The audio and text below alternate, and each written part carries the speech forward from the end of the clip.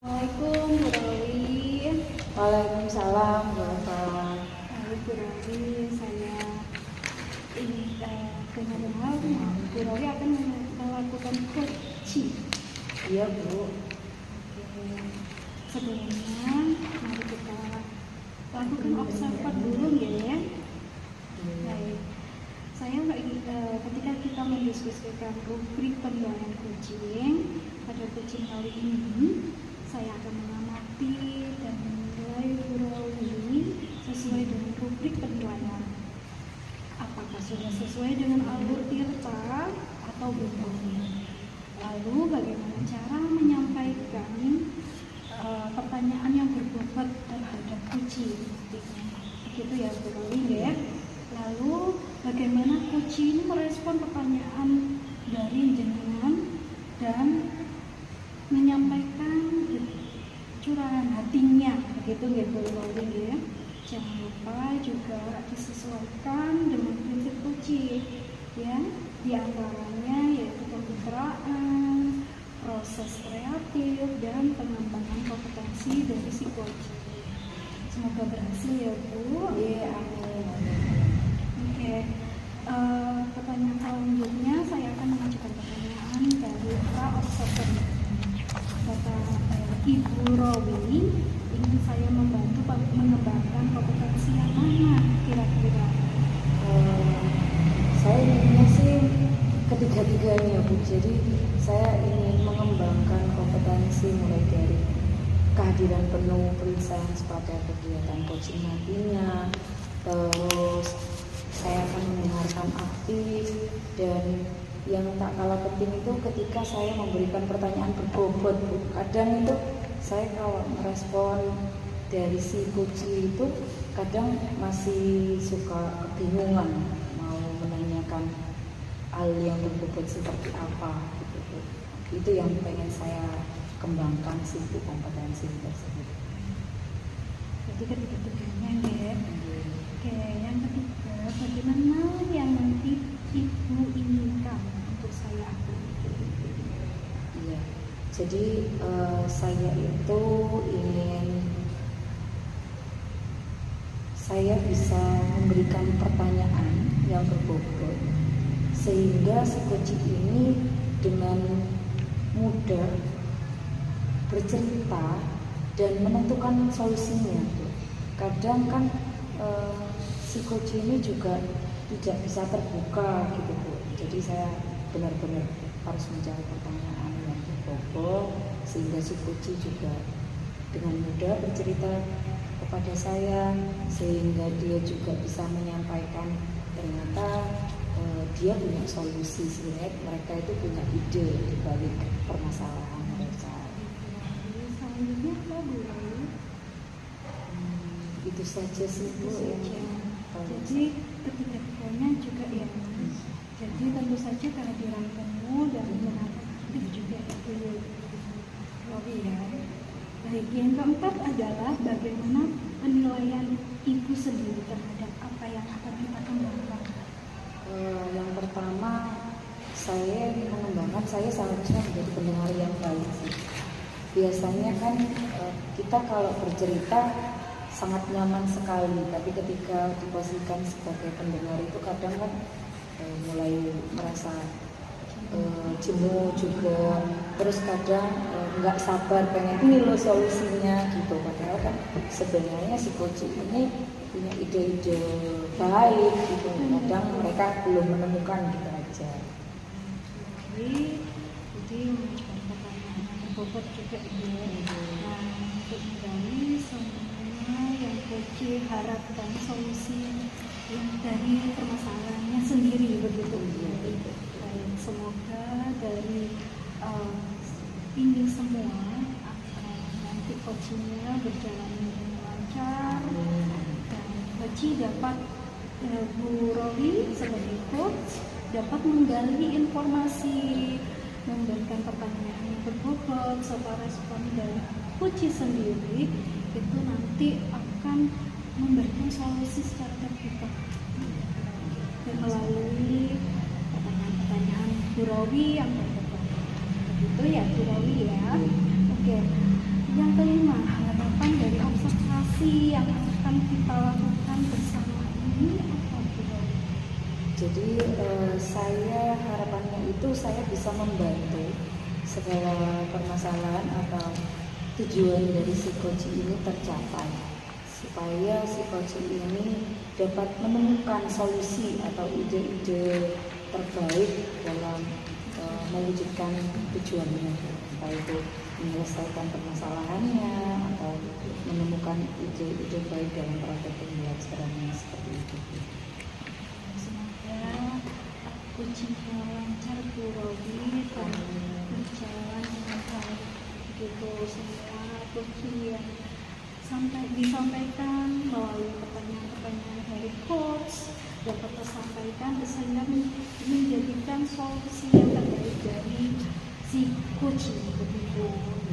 Itu ya Bu Robi, terima kasih. Yes. Assalamualaikum Bu Robi. Waalaikumsalam Bapak.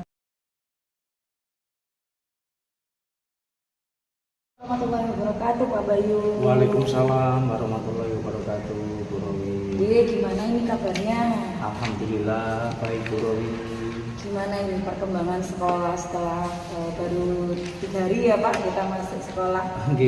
Baru 3 hari yang PLS. Banyak sekali kegiatan Bu, tidak ada libur untuk guru. Kita malah banyak kegiatan ya Bu, seperti ada kegiatan pengembangan diri guru itu setiap hari sudah terjadwal dilaksanakan setiap hari per kecamatan gitu kan Bu. Jadi malah capek, kesimpulan capek, ini malah MPLS kelas 1 juga luar biasa gitu. Tapi harus tetap semangat ya. Tetap semangat ya Pak. Iya. Untuk sesi kali ini Pak, untuk diskusi kita hari ini Pak Bayu ingin berbincang-bincang masalah apa ini Pak? Saya ingin bercerita Bro tentang salah satu murid saya bernama Raka. Ini menurut saya memerlukan bimbingan khusus Bro, memerlukan bimbingan khusus atas perbuatan yang sudah Raka lakukan Bro. Bimbingan khusus. Kenapa? Bisa Bapak jelaskan si Raka ini kenapa? Jadi si Raka ini pernah melakukan kegiatan-kegiatan yang menurut saya agak di luar nalar gitu. Seperti yang pertama saya ceritakan, yang pertama ini kenapa saya menyebut kenakalannya Raka ini termasuk perbuatan yang luar biasa gitu. Karena kenakalannya Raka ini sudah menjurus ke kriminal Bu. Jadi saya sebagai guru harus bisa membedakan antara kenakalan dan perbuatan kriminal. Perbuatan Raka yang pertama itu dia itu pernah melakukan tawuran dengan sekolah sebelah. Pada waktu itu Raka masih kelas 4 Bro. Pada waktu itu Raka masih kelas 4 ikut tawuran anak-anak kelas 6, membawa batu juga. Nah, ini kan menurut saya sudah di luar nalar. Nah, dari kenakalan tersebut berlanjut Bro, belum selesai. Ini yang saya ceritakan yang luar biasa gitu. Karena kalau saya bilang misalkan cukup aktif di kelas, muter-muter, tidak pernah membawa mata pelajaran, buku pelajaran sesuai dengan jadwal pelajaran, itu saya menganggapnya masih biasa-biasa saja, tidak pernah mengerjakan tugas. Saya masih menganggap itu perbuatan-perbuatan yang masih bisa dihandle oleh seorang guru. Nah, perbuatan selanjutnya Bro yang menurut saya sudah menjurus ke perbuatan yang tidak baik, yaitu ketahuan merokok. Nah, ketahuan merokok di foto masih menggunakan seragam SD. Ini cerita beneran gitu Bro. Masih di kelas 4. Di kelas 4 di samping sekolah. Jadi sudah di luar lingkungan sekolah, pulang sekolah. Gitu. Lalu ngelem, menggunakan lem Fox itu ditaruh plastik, dihirup gitu. Itu juga pernah dilakukan oleh si Raka ini. Termasuk bertengkar dengan kakak kelas kalau si Raka ini, karena teman-temannya pun sudah segan sama Raka Putra itu mungkin. Ngoten gitu. Selain pada Raka, apakah Bapak memiliki masalah lain dengan murid-murid lain? Kalau memiliki masalah jelas ada Bro, tapi saya rasa masalah-masalah tersebut bisa saya selesaikan dengan saya sendiri ataupun dengan teman sejawat ataupun dengan kepala sekolah. Tapi untuk Raka ini menurut saya perlu melibatkan lebih banyak orang lagi. Dari sekian banyak sikap Raka yang sudah Raka lakukan di sebelumnya, apa saja yang pernah Pak Bayu lakukan pada siswanya? Tindakan-tindakan yang pernah saya lakukan itu yang pertama ya Bro, dari kasus yang tawuran tadi, tentunya sekolah saya dan sekolah sebelah itu langsung memanggil Babinsa. Didudukkan semua di lapangan, dibina oleh pihak kepolisian dan TNI itu tadi, Babin. Tapi ternyata Bro, setelah ada kegiatan bimbingan tersebut, ternyata tidak membuat jerah anak-anak. Malah anak perempuannya yang sekarang berulah perang sosial media. Jadi status di WA-nya itu seperti ini Bro. Waktu itu saya melihat real ya. Wan ini ngandak no guru nih. Wan ini ngandak ke polisi nih.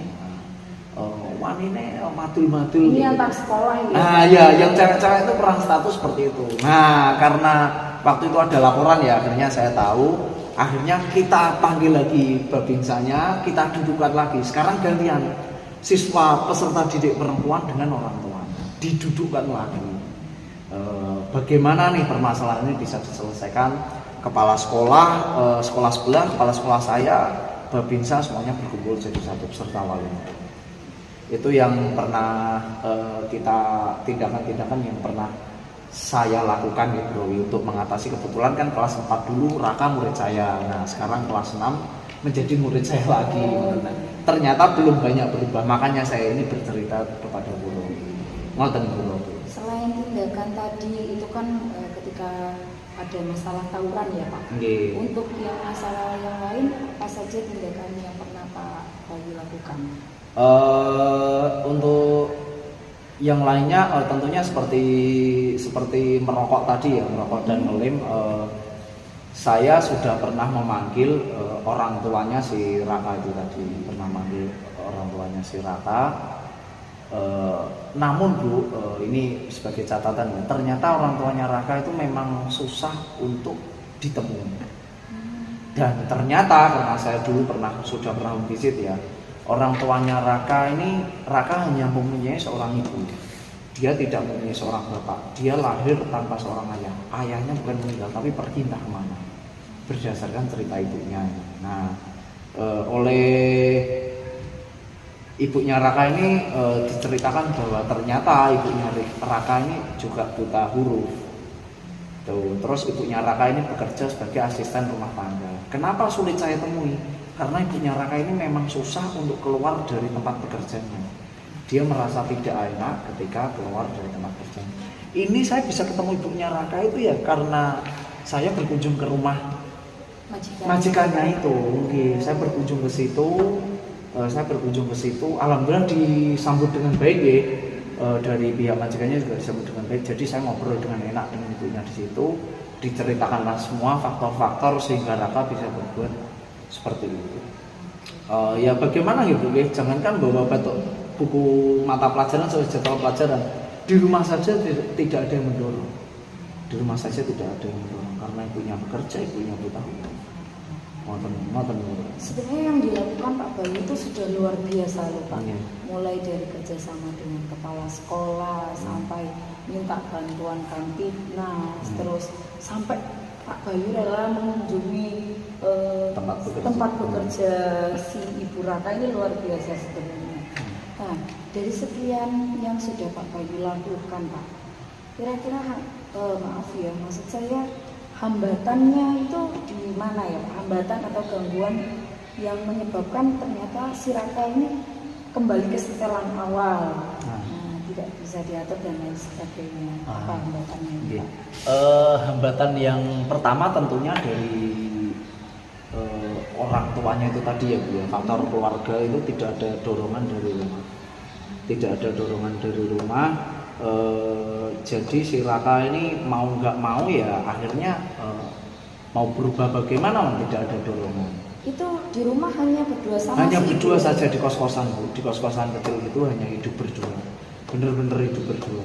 Untuk komunikasi Pak, apakah tidak bisa? Nah, ini juga bisa jadi hambatan saya, Bu. Ibunya Raka itu punya HP, tapi belum tentu punya kuota dan tidak bisa mengetik kan. Nah, hanya bisa saya telepon. Itu pun susahnya ibunya Raka, itu salah satu hambatan saya. Saya tidak bisa berkomunikasi secara virtual dengan ibunya Raka. Jadi kalau untuk berkomunikasi ya satu-satunya jalan ya saya harus bertemu. Itu hambatan-hambatan, beberapa hambatan yang menurut saya menghambat untuk perubahan Raka ini bisa menjadi anak yang lebih baik lagi.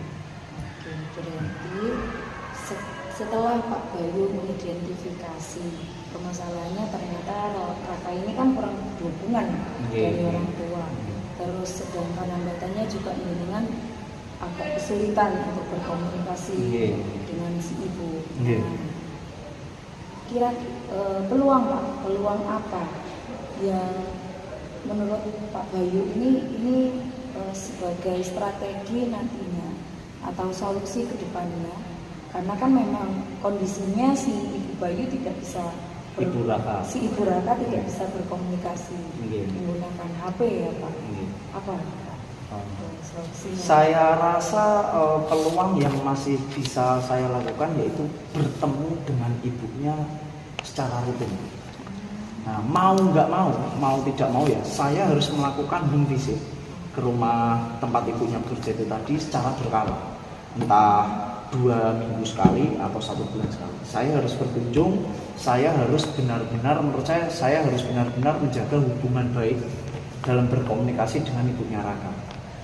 Saya rasa itu solusi yang terbaik ya untuk melihat perubahan diri Raka yang menjadi pribadi yang lebih baik. Saya benar-benar harus menjaga hubungan itu, saya harus berkunjung secara berkala. Saya rasa itu peluang yang masih bisa saya lakukan gitu. Tentunya nanti saya juga akan melibatkan dari kesiswaan ya. Saya akan mengajak Bapak koordinator dari kesiswaan itu untuk berkunjung menemui ibunya Raka dan Raka. Nanti kita ngobrol sejenak. Kira-kira tindakan apa saja yang harus kita lakukan, terutama mungkin dorongan dari rumah itu tadi ya. Saya akan meminta, bukan kira-kira ya, saya akan meminta ibunya Raka itu mendorong Raka dari rumah, sedangkan nanti saya sebagai guru dan guru-guru lain akan mendorong Raka dari sekolah. Hebat, luar biasa niatan baiknya Pak Bayu. Jadi Pak Bayu sudah menemukan solusinya, jadi akan ada kegiatan home visit yang ditargetkan, siapa saja yang dilibatkan di sini. Sudah punya bayangan ya Pak tentang rencana aksi dalam kita membimbing si Raka ini, luar biasa. Dari kegiatan diskusi ini Pak, apalagi yang mau Bapak sampaikan mengenai permasalahan ini, atau bagaimana perasaan Bapak setelah berbincang? Saya rasa tidak ada ya Bu ya. Kemungkinan saya akan menjaga komitmen saya saja, menjaga komitmen melaksanakan strategi yang sudah saya temukan tadi. Saya nanti akan melibatkan, tentunya meminta izin Bapak Kepala Sekolah ya untuk melakukan home visit secara berkala, terstruktur, meminta kolaborasi juga dengan teman-teman lain yang mengajar Raka. Komitmen saya rasa itu saya akan berkunjung secara berkala sesuai dengan jadwal yang saya buat nanti. Semoga semua rencana aksi yang akan Pak Bayu laksanakan berjalan dengan lancar. Dan tujuan kita terpecahkan Pak. Bagaimana caranya si Raka ini menjadi pribadi yang lebih baik dari sebelumnya. Amin. Tetap semangat Pak Bayu, dilancarkan segala usaha. Amin. Terima kasih Bu Rowi. Berkat coaching ini saya ternyata bisa menemukan solusi, bisa menemukan strategi atas masalah Raka itu tadi. Semoga strategi saya nanti berjalan dengan lancar. Terima kasih, saya sedikit merasa lebih lega. Setelah sama-sama. Saya juga mohon maaf jika selama diskusi ini ada kalimat yang kurang berkenan atau tidak betul saya yang salah. Saya mohon maaf. Terima kasih. Assalamualaikum Pak Bayu. Waalaikumsalam.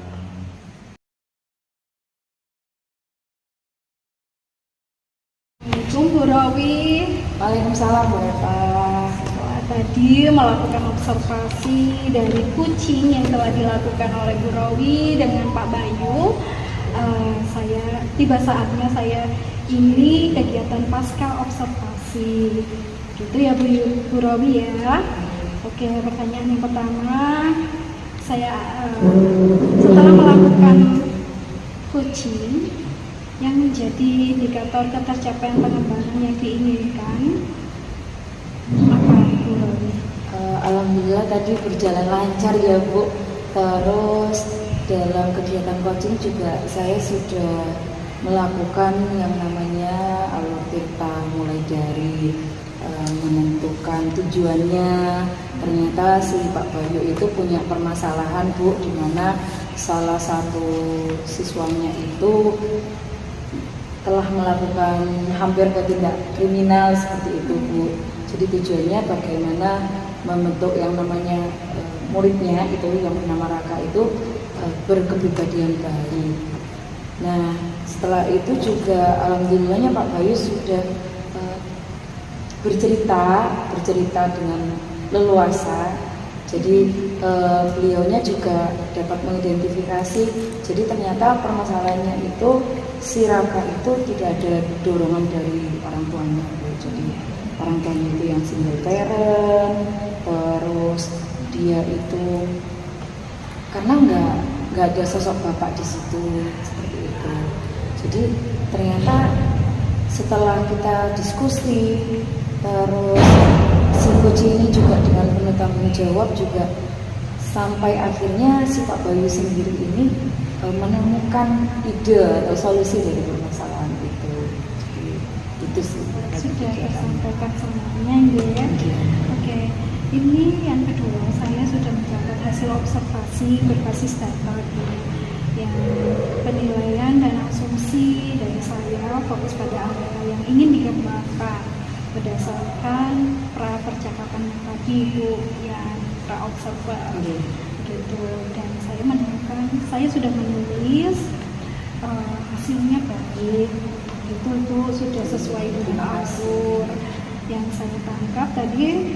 Salah satu siswa dari Pak Bayu itu terbilang ada catatan seperti menjurus ke kriminal.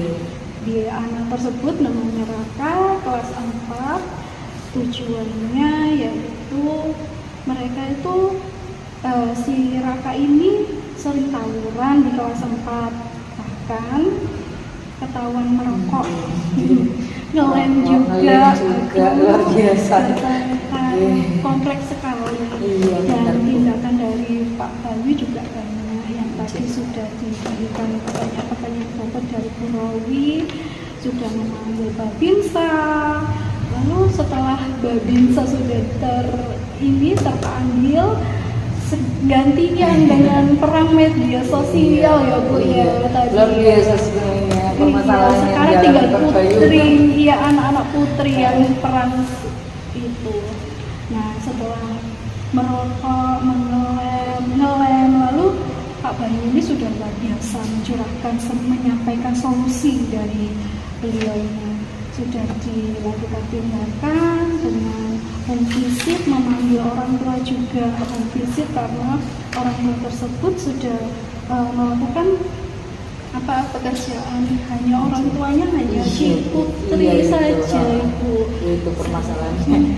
Sehingga si Raka ini tidak ada motivasi, dorongan untuk menjadi lebih baik lagi di rumah mungkin ya, karena ibunya sudah terlalu lama untuk bekerja sebagai ART ini, untuk asisten rumah tangga.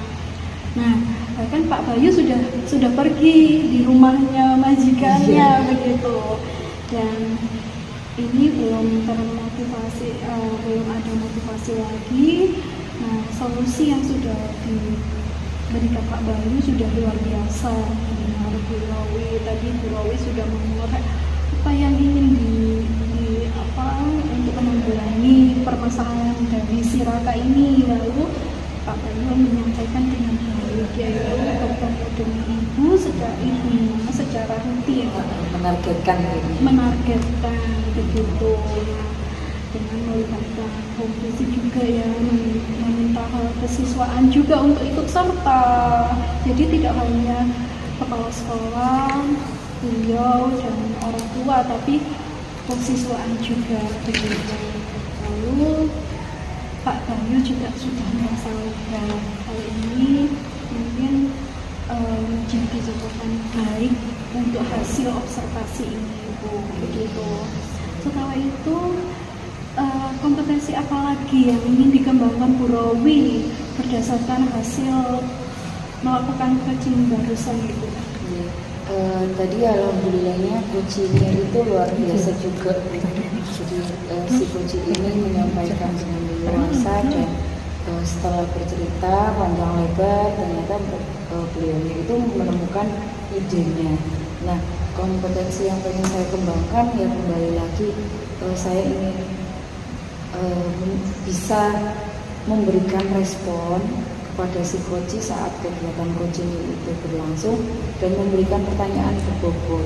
Jadi agar si coach ini bisa dengan mudah menemukan solusinya. Karena kan tidak semua coach itu dengan leluasa bercerita terus menemukan idenya sendiri. Kadang kan mereka itu segan gitu Bu, masih kebingungan. Saya inginnya saya bisa memberikan pertanyaan berbobot agar mereka terpancing untuk menemukan idenya sendiri. Kita coba untuk memberikan pertanyaan begitu ya Bu Rowi. Baik, semua observer yang saya observasi yang sudah saya pantau dari tadi coaching sangat luar biasa Bu Rowi, sehingga coaching selalu memacu coaching untuk menjawab dan memberikan solusi dari permasalahannya. Baik Bu Rowi, saya rasa cukup untuk observasi